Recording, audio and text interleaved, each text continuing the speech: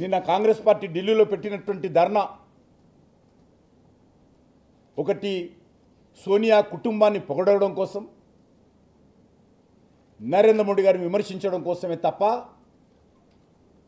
ఈ సభ ద్వారా ఎవరికి ఒరిగిందేమీ లేదు. తెలంగాణ కాంగ్రెస్ పార్టీ కూడా ఒరిగిందేమీ లేదు. ఎంతో ప్రగల్భాలు పలికి మేము పొడి చేస్తాము, రాహుల్ గాంధీ వస్తున్నాడు, మల్లికార్జున ఖర్గే వస్తున్నారు, మా పార్టీ అధినాయకత్వంతో వస్తుందని చెప్పారు.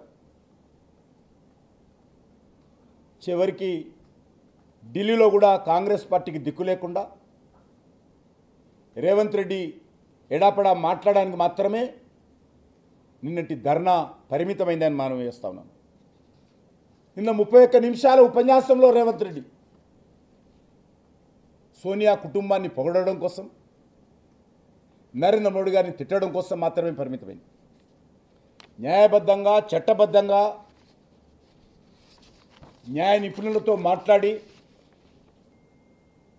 బీసీలకు ఇచ్చినటువంటి 42% అమలు చేయాల్సినటువంటి అవసరం ఉంది. రేవంత్ రెడ్డి పాలనలో వైఫల్యం, రాజకీయంగా వైఫల్యం, వనరులు సమకూర్చుకొని రాష్ట్ర ఆర్థిక వ్యవస్థను గాడిలో పెట్టడంలో వైఫల్యం, ఇచ్చినటువంటి హామీల అమలులో వైఫల్యం. ఒకటి మాత్రం తెలంగాణ ప్రభుత్వం సక్సెస్ఫుల్గా కరప్షన్లో, అవినీతిలో బీఆర్ఎస్ పార్టీతో పోటీ పడతా ఉంది. బీఆర్ఎస్ పార్టీతో అవినీతిలో అద్భుతంగా పోటీ పడుతూ ఆ రోజు కేసీఆర్ టీఆర్ఎస్ ప్రభుత్వము ప్రైవేట్ లిమిటెడ్గా హోల్సేల్ కరప్షన్ చేస్తే కాంగ్రెస్ పార్టీ ప్రభుత్వంలో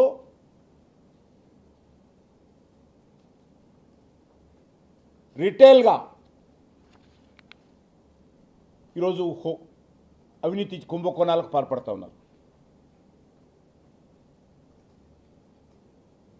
అవినీతిలో అగ్రస్థానం, అప్పులలో అగ్రస్థానంలో ఈరోజు తెలంగాణ రాష్ట్రం ఉంది.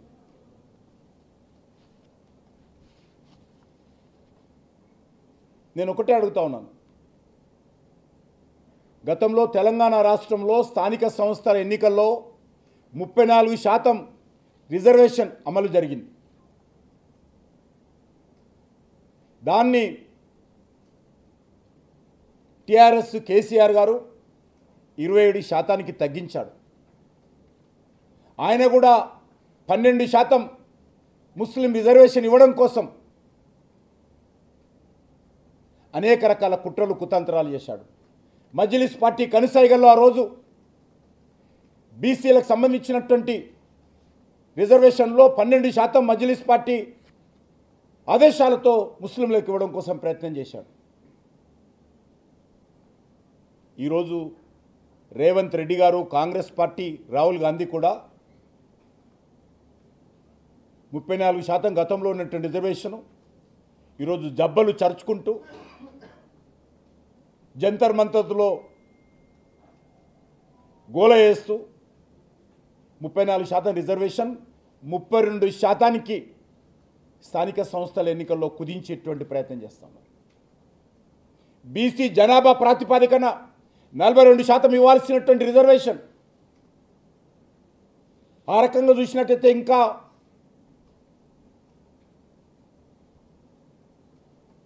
బీసీ జనాభా సేకరణలో, సర్వేలో అనేక రకాల తప్పులు చేసి బీసీ జనసంఖ్యను తగ్గించి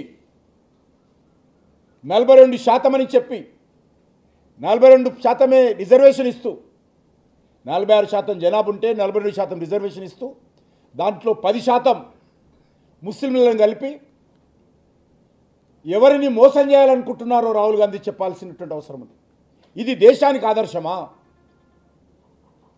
దేశంలో మీరందరూ కూడా మతపరమైన రిజర్వేషన్స్ పెట్టి దేశంలో మత కళాలు సృష్టించాలనుకుంటున్నారా? రాజకీయ అస్థిరత తేవాలనుకుంటున్నారా? రాహుల్ గాంధీ చెప్పాలి. తెలంగాణ దేశానికి మోడల్ అంటాడు ఆయన. దేంట్లో మోడల్ అని అడుగుతా ఉన్నాను.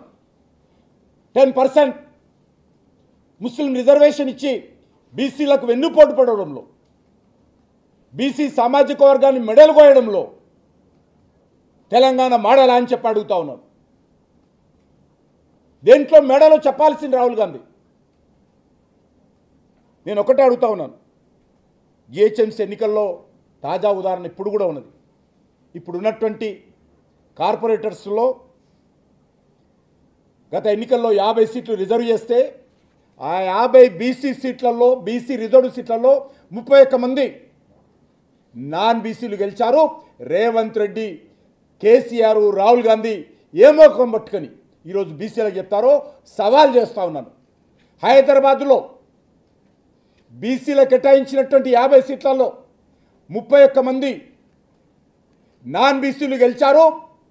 ఈరోజు బీసీ రిజర్వేషన్ ద్వారా బీసీలకు లబ్ధి పొందుతుందా చెప్పాల్సినటువంటి అవసరం ఉంది.